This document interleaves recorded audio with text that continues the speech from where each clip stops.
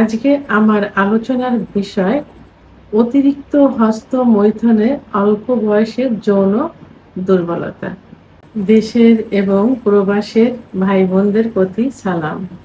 আসসালামু আলাইকুম। আমি প্রভাষক ডাক্তার রিক্তা পারভিন, হোমিওপ্যাথি এবং আয়ুর্বেদিক চিকিৎসক। রোগী যখন চিকিৎসা নিতে আসে, অর্থাৎ যৌন অক্ষমতার রোগী, তো এসে প্রথমেই তাদের একটা অভিযোগ থাকে যে আমরা অতীতে অতিরিক্ত হস্তমৈথুন করেছি। এই হস্তমৈথুনের কারণেই যৌন দুর্বলতা হচ্ছে। অর্থাৎ প্রত্যেকটা যৌন অক্ষমতার রোগীদেরই একই অভিযোগ থাকে। তাদের সবারই ধারণা যে হস্তমৈথুনের কারণে যৌন দুর্বলতা আসছে। তো এইটা শুধু যে অল্প বয়সের ছেলেপেলেই বলে এটা না। এখন অল্প বয়সের ছেলেদের সাধারণত যৌবন যখন শুরু হয় তখন থেকে সঙ্গদোষে হোক, যে কারণে হোক, পারিবারিক গাইডের অভাবেই হোক, তারা এই পথে চলে আসে, অর্থাৎ হস্তমৈথুনের একটা নেশায় পরিণত হয়ে যায়। আবার মধ্যবয়সী যারা, তারাও কিন্তু বলে যে তারা অলরেডি হস্তমৈথুন ছেড়ে দিছে, ব্যবসা বাণিজ্যে চাকরি করছে, বিয়ে করছে, তাও তারা বলে থাকে যে অতীতে ছোট সময় অত্যন্ত হস্তমৈথুন করেছি, যে কারণে আমাদের এই যৌন দুর্বলতা আসছে।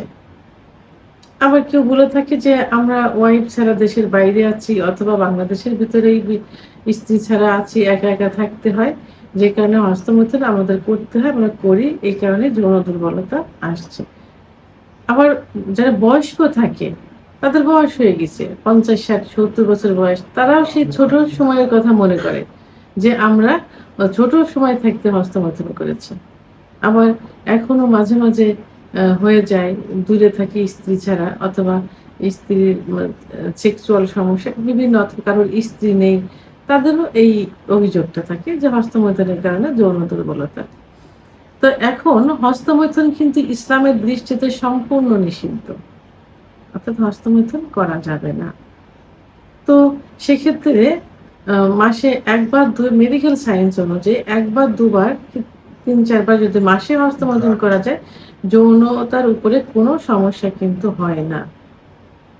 কারণ খুব আলতোভাবে কিছু নিয়ম আছে, যে কোনো অলিভ অয়েল অথবা নারকেল তেলে হাতে নিয়ে আলতোভাবে মৈথুন করতে হবে, যেন লিঙ্গের উপর প্রেশার না হয় এবং বীর্যপাত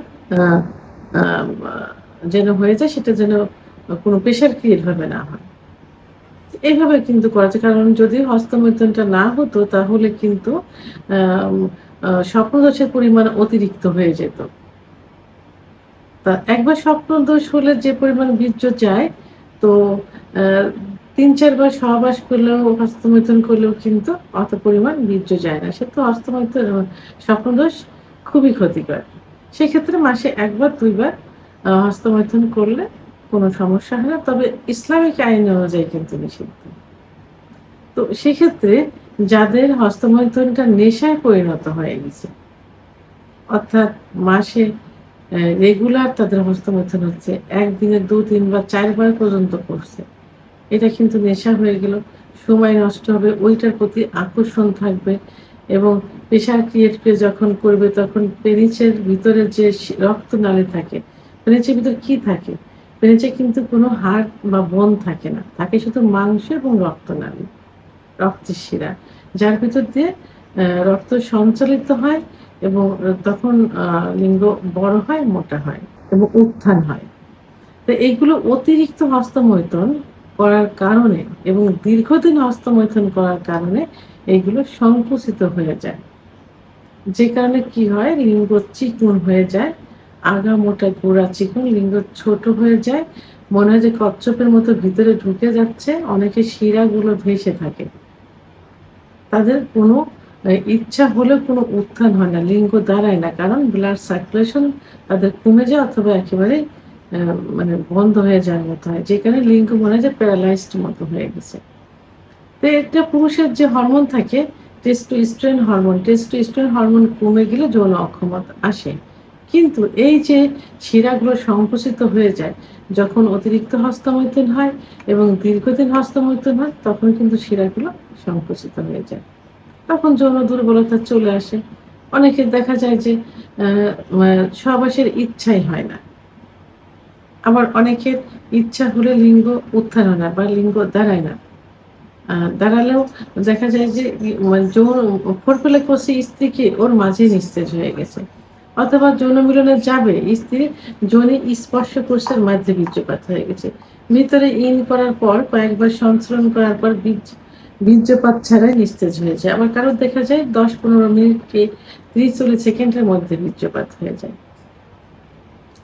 এই সমস্যা তার দিনের পর দিন ভুগতে থাকে, স্ত্রীর কাছে অবহেলিত হতে থাকে, সমাজের কাছে অবহেলিত। স্ত্রী পরকে লিপ্ত হয়ে যায়, নিজেরও ভালো লাগে না, মন মানসিকতা ঠিক থাকে না, ব্যবসা বাণিজ্যে মন বসে না, চাকরিতে মন বসে না, সংসারে অশান্তি লেগেই থাকে। আবার অতিরিক্ত হস্তমৈথুনের কারণে পুরুষের অবশ্য মহিলারা হস্তমৈথুন করে, আজকে আমি পুরুষ নিয়ে কথা বলছি, এজন্য পুরুষদের বিষয়ে বলছি যে পুরুষের যে সেক্সুয়াল ইচ্ছাটা হয় এটা কিন্তু নার্ভের থেকে হয়, ব্রেনের থেকে হয়। এই যে ব্রেনের তখন কার্যকরী ক্ষমতা কমে যায়, যে কারণে ইচ্ছা শক্তিটা হয় না। তো পুরুষ চক্ষুগুলো দেখা যায় কোঠারগত হয়ে গেছে, ভিতরে ঢুকে গেছে, রাত্রে ঘুম হয় না, নেশা করার মতো মনে হয় যে নেশাগ্রস্ত, গায়ের চামড়াগুলো লুজ হয়ে যায়, দেখতে কঙ্কালসার একদম, চলগুলো ভেঙে যায়। অর্থাৎ দেখতে বয়স্কের মতো দেখা যায় এবং নেশাখোরের মতো দেখা যায় এবং যৌন অক্ষমতায় চলে আসে। তো এদের জন্য আ খুব কার্যকারী কিছু হোমিওপ্যাথি ওষুধ রয়েছে। আজকে আমি ৪ টি হোমিওপ্যাথি ওষুধ নিয়ে কথা বলব। যে ওষুধগুলো সেবন করলে একজন পুরুষ আ সত্যিকার পুরুষে পরিণত হয়ে যাবে, তার হারানো যৌবন ফিরে পাবে। অর্থাৎ হস্তমৈথুনের কারণে যে ক্ষতিগুলো হয়েছে সেই ক্ষতিগুলো ইনশাআল্লাহ পূরণ হয়ে যাবে। যদি সঠিকভাবে সঠিক ওষুধগুলো সেবন করতে পারেন। আজকে ১ম এ আমি যে ওষুধটি বলব, এটি হলো অ্যাগনাস কাস্ট 3X। আমরা সাধারণত মাদার টিনচার নিয়ে বেশি কথা বলে থাকি। আজকে আমি ব্যতিক্রমধর্মী, আমি 3X নিয়ে কথা বলব। ৪ টা যে ওষুধ, ৪ টা 3X।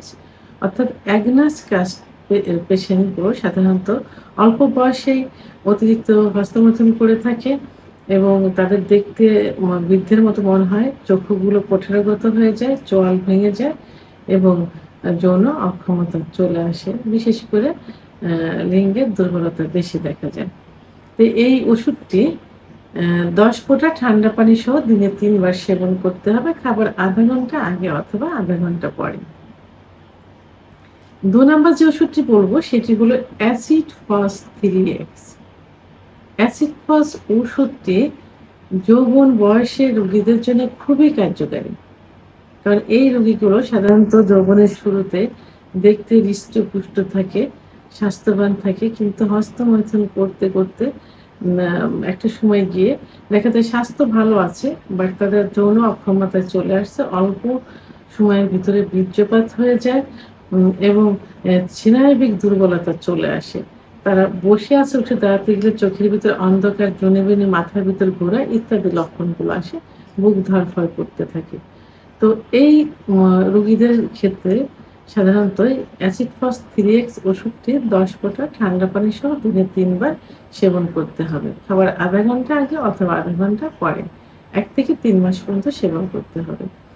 ৩ নম্বর যে ওষুধটি সেটা হলো লাইকোপোডিয়াম। Lycopodium 3X। লাইকোপোডিয়ামের রোগীগুলো দেখতে কিন্তু লম্বা চওড়া হয়ে থাকে। তারা সামনের দিকটা একটু ঝোঁকা অবস্থায় থাকে। একটু ঝোঁক দিয়ে হাঁটে সামনের দিকে।